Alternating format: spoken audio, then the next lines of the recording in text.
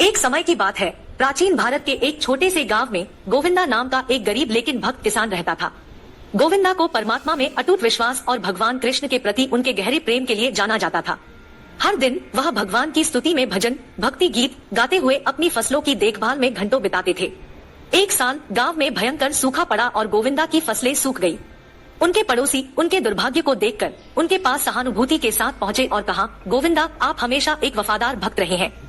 भगवान ने आपको प्रचुर मात्रा में फसल का आशीर्वाद क्यों नहीं दिया? भगवान कृष्ण हमें सिखाते हैं कि हर स्थिति के पीछे एक उच्च उद्देश्य होता है।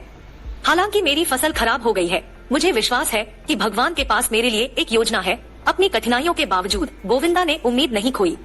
इसके बजाय उन्होंने अपना ध्यान अपने साथी ग्रामीणों के कल्याण की ओर लगाया। उन्होंने समुदाय को एक साथ इकट्ठा किया और अपनी आजीविका का समर्थन करने के लिए एक स्थायी जल स्रोत खोजने की उम्मीद में एक कुआं खोदने की योजना का प्रस्ताव रखा। ग्रामीण गोविंदा के लचीलेपन से प्रेरित थे और उनके विचार से सहमत थे। उन्होंने अथक परिश्रम किया, दिन रात खुदाई करते रहे, जब तक कि अंत में उन्हें पानी नहीं मिल गया। यह खबर पूरे क्षेत्र में फैल गई और जल्द ही गांव अपनी समृद्धि और अपने लोगों की एकता के लिए जाना जाने लगा। एक दिन गांव से गुजरते हुए एक धनी व्यापारी ने हरे भरे खेतों को देखा और गोविंदा से पूछा, यह बंजर भूमि कैसे बदल गई इतनी प्रचुरता? गोविंदा ने उत्तर दिया, यह भगवान कृष्ण का ज्ञान है जिसने हमें निर्देशित किया। विपत्ति के समय में हमें विश्वास नहीं खोना चाहिए, बल्कि विकास और करुणा के अवसरों की तलाश करनी चाहिए। सूखे ने हमारी एकता और प्राप्ति के लिए एक उत्प्रेरक के रूप में कार्य किया।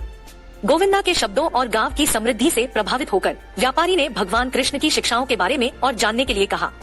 गोविंदा ने खुशी खुशी उन कहानियों और ज्ञान को साझा किया जो उन्होंने अपनी भक्ति के माध्यम से प्राप्त किए थे।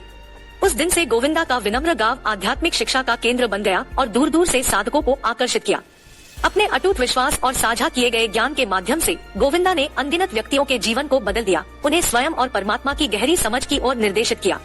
यह कहानी हमें याद दिलाती है कि सच्चा ज्ञान न केवल हमारे ज्ञान में है, बल्कि यह भी है कि हम कैसे हैं इसे हमारे जीवन में लागू करें। यह हमें ईश्वरीय योजना में विश्वास करना, विपत्ति में उद्देश्य खोजना और चुनौतियों का सामना करते हुए भी एकता और करुणा के लिए प्रयास करना सिखाता है।